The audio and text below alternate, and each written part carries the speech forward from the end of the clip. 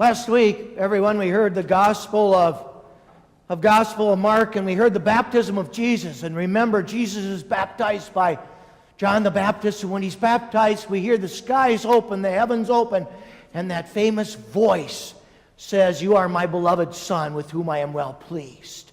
So from that moment on, Jesus understood his identity. I am the Son of God. And what his mission is in his life, I am the Son of God. And that ultimate mission will become fruitful from the gospel of today, where John the Baptist sees Jesus walking by and says, "Behold the Lamb." And of course, everyone, we realize that the ultimate mission of life for Jesus would be to be the Lamb of God. That ultimately his life would be in Jerusalem, where he would suffer, where he would die, and where he would rise. Okay? That would be the mission then of the Lamb who dies, sacrifices his life for you and me. But let's not get too far ahead of ourselves, because really today's gospel takes us way back to the beginning, and we hear the power, everyone, of a call. Now, it's my understanding last week, I didn't watch the game, but there was some controversy last week about a call that was made in a football game. Okay?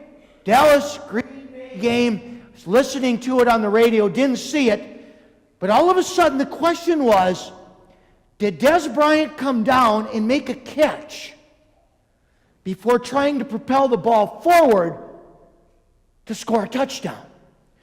Because the officials on the field said it was a catch. But upon further review, what was decided? It wasn't a catch. Now, can you imagine being in Dallas and Green Bay at the same time? Dallas fans are screaming, "That's a terrible call."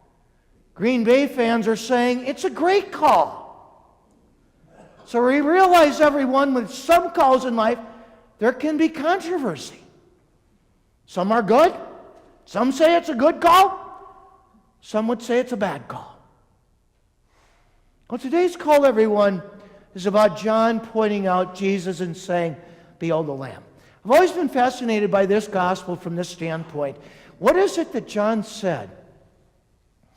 The two of his disciples would just simply leave. Was it what he said? The way he said it? Was it something that he had introduced before? But the bottom line is this. He says, "Behold the Lamb," and what happens? Two of his disciples leave. And they follow Jesus. And Jesus turns and he asks the famous question, "What are you looking for?" Okay, here's your chance.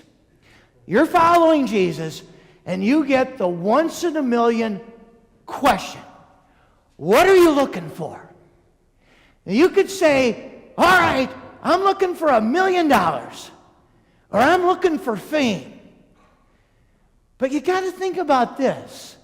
This is Jesus that you have to look in the eyes and answer the question.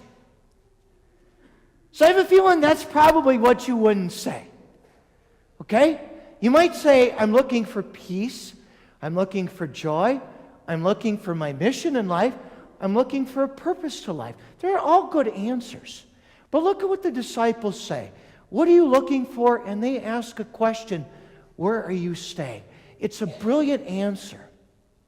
Because really what the disciples are saying is this: Jesus, where you go, we want to go. Where you stay, we want to stay. It's a great answer when you really think about it. Where Jesus goes, we should go. Where he stays, we should stay. And people, that's how the church is born. Two people. Okay? Two people. All right? Now, everyone, we realize one is Andrew. Who the other one is, we don't know, but how does it work then? Andrew, he goes and he gets Peter, and he introduces Peter, and it's how the church begins. All because of a call. People, it's how our journey began too, in a call. And of course, my call is that as a priest. Okay? And last week, I started beginning kind of, if I was to write my book my history book and my experience as a priest. What are some of the chapters that I would include? One of the things certainly has to be the sex abuse scandal of Catholic priests. That would have to certainly be one chapter. It certainly affected my priesthood, no doubt. Priests in this diocese with us one day, gone the next. Can't help but write about that. It's tragic all the way through. You know, I thought this last week, and my second chapter would have to be about this. Get this. Politics. Boy, I tell you one thing. There's one thing that gets people fired up. It's politics. You talk about a political party or a political stance, and boy, does this get people's blood boiling. I'll give you an example. You want a good, simple example? Here it is. Okay? Barack Obama has done a good job as President of the United States of America. Now, you could say, Father, what's wrong with you? That's my point. This is where it's a catch, okay? My view aside, I didn't say this. Father Schuster believes. I said Barack Obama has done a good job as President of the United States. I didn't say what I thought. Can you see how automatically we jump, and we point fingers? And where all this raw emotion has come from, I really don't know. It's probably been there from day one. But I want to share some thoughts with you on this, everyone, from the standpoint of my call, and that is the priesthood. Now, I'm going to do some reading tonight, everyone, because I want to make sure that the thoughts I share with you come across in the way that I want to express them. Okay, in the current political sphere, the idea that both liberals and conservatives, liberals and conservatives could capture some element of God is considered hypocrisy.